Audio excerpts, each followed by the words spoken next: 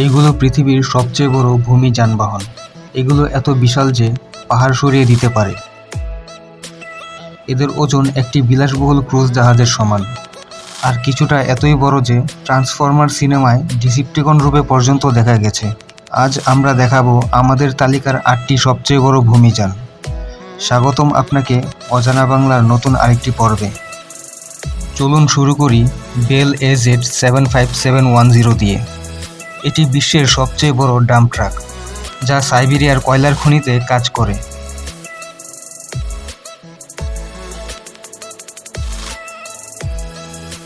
এর ধারণ ক্ষমতা 496 টন, লম্বা 20 মিটারের চেয়েও বেশি। দুটো ডাবল ডেকার বাস একসাথে রাখলে যেমন হয় আর কি। এটির ওজন একটি সম্পূর্ণ লোডেড এয়ারবাস A380 এর চেয়েও বেশি। তবে আশ্চর্যের বিষয়, এই দৈত্য প্রতিদিন 23 ঘন্টা কাজ করতে পারে।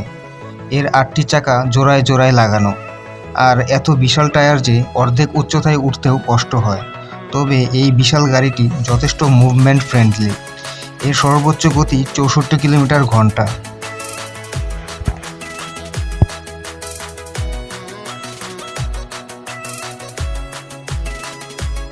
এরপর আসছে কোমাটসু P&H L2350। এটি গিনেস ওয়ার্ল্ড রেকর্ডসে বিশ্বের সবচেয়ে বড় হুইল লোভার হিসেবে তালিকাভুক্ত। উচ্চতা 2 তলা সমান এবং ওজন 272 টন।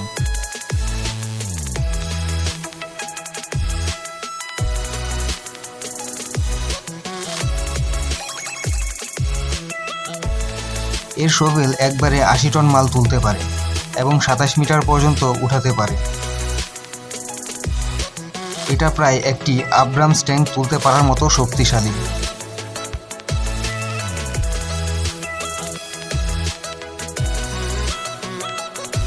এবার দেখা যাক ক্যাটারপিলার 6090 FS। এটি বিশ্বের সবচেয়ে বড় এবং শক্তিশালী হাইড্রোলিক শোভেল।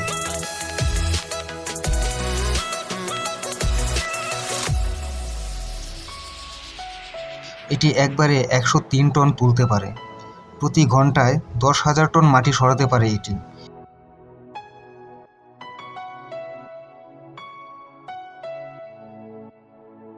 এই মেশিনটাই ট্রান্সফরমার্স 2 এ ডেমোলিশার ডেসেপ্টিকন এর অনুপ্রেরণা।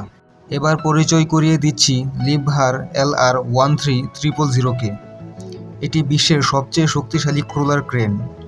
এটি একবারে 3300 টন তুলতে পারে। এর বুম 248 মিটার উঁচু, যা 2.5 ফুটবল মাঠের সমান। এবার আসছে নাসা ক্রলার ট্রান্সপোর্টার। এই দৈত্য নাসা তৈরি করেছিল 1960 সালে লঞ্চ প্যাডে পৌঁছানোর জন্য। এর মূল্য $144 মিলিয়ন। ওজন 3300 টন, উচ্চতা 8 মিটার, দৈর্ঘ্য 40 মিটার এবং প্রস্থ 35 মিটার। এর গতি খুবই ধীর, লোডসহ মাত্র 1.6 কিলোমিটার ঘন্টা, আর খালি অবস্থায় সর্বোচ্চ 3.2 কিলোমিটার ঘন্টায়। দুটি চালকের কেবিন রয়েছে 2 কোণায়, যাতে ঘোরানোর প্রয়োজন হয় না, শুধু চালক পরিবর্তন করলেই হয়।